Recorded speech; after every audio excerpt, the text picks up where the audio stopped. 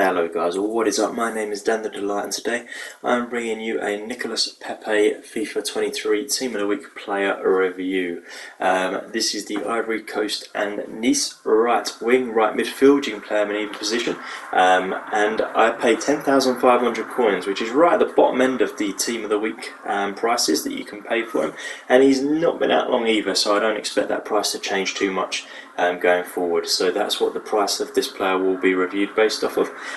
So if you've seen my videos before, you'll know that we'll get into the base stats, then the in-game stats, then some gameplay, and then back to the in-game stats where we will compare them to how he felt in-game.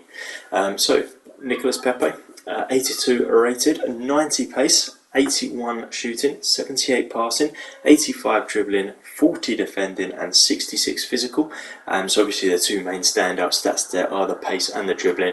Some really nice stats there, to be honest. The shooting's not bad either. I didn't get it onto his left peg because he has only got the 2-star weak foot. He's got 4-star skill moves though, which is good, but only 2-star weak foot, which is a shame.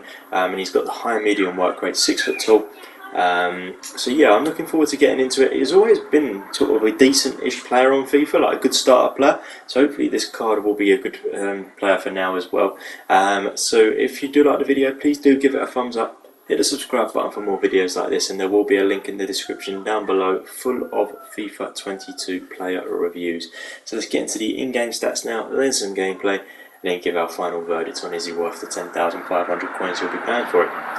Alright, so 90 pace made up of 89 acceleration and 90 sprint speed. Really good. I mean, what was you really expecting when he's got 90 pace on there? They're going to be very high 80s or 90. So yeah, really good. I'm looking forward to running at people, especially with that dribbling as well. 81 shooting, made up of 81 attack positioning, 80 finishing, 84 shot power, 80 long shots, 74 volleys, 89 penalties. That's pretty crazy because I'm an Arsenal fan, and for Arsenal I didn't really see him take too many penalties. To be given 89 penalties is pretty phenomenal, really. That's his highest stat on there. The finishing is actually one of the lower stats, which is a shame because for me that's one of the important stats. The attack position is not bad either. I've always found that in previous FIFAs, I don't know what it would be like here, he sort of runs into sort of the central area, so he plays more like a cam than a right mid, but we'll see how that goes. Yeah, shot power I guess is the highest other than penalties there. That's really strange for me. So he normally scores finesse shots. Never mind. Passing at 78, so 78 vision, 80 crossing, 83 free kick accuracy, 79 short pass, 70 long pass, 85 curve. So again, stats they're you know, passing 78 is decent, but they're the stats that I want to be higher, not the higher ones. So short pass is probably the most important one for me, and that's pretty low. Curve's good. It's good to have good curves, so 85 for that. But yeah, I'm looking at them stats and I'm not blown away by them passing stats, if I'm honest with you.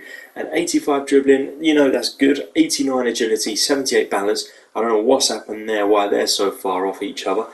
77 reactions, 84 ball control, someone's beaten outside, 88 dribbling and 78 composure. So some nice stats in there. There are some good stats, but it's just again all over the place, which seems to be sort of the theme with this player. There's some really good stats and some very average stats, and normally it's the good ones that you don't really need to be good, and the ones you want to be good are a bit lower.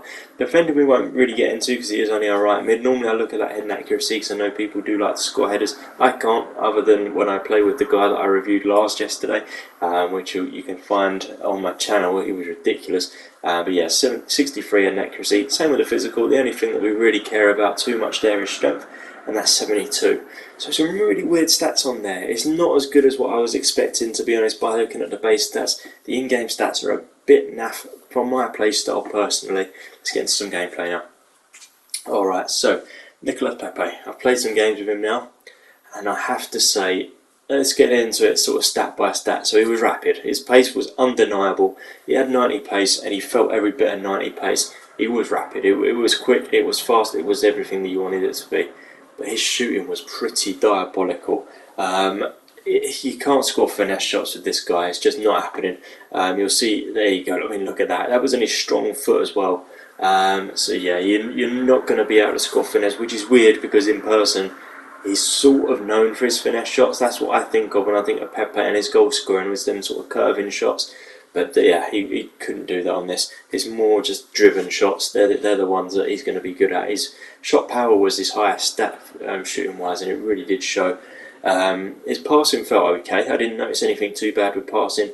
It was a decent enough stat, mid to good stat, and it felt probably about that. His dribbling felt good as well, though. His dribbling did feel good. He didn't turn bad or anything like that. He beats quite a few players. You can see here that there's chances where he does beat players. He's got a bit of strength about him as well, but it's just that final delivery just wasn't good enough. And to be honest, that is quite reminiscent of how his career was at Arsenal.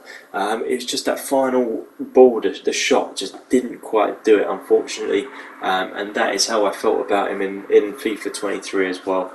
Maybe as a right mid he might be a bit better. Maybe I'm thinking too much about the goal scoring thing, but he did get himself, as I said before, like in FIFA's, he does seem to get himself into the middle position, and he did do that. He did get himself into goal scoring positions, but it was just quite rare that he actually did score for me, unfortunately.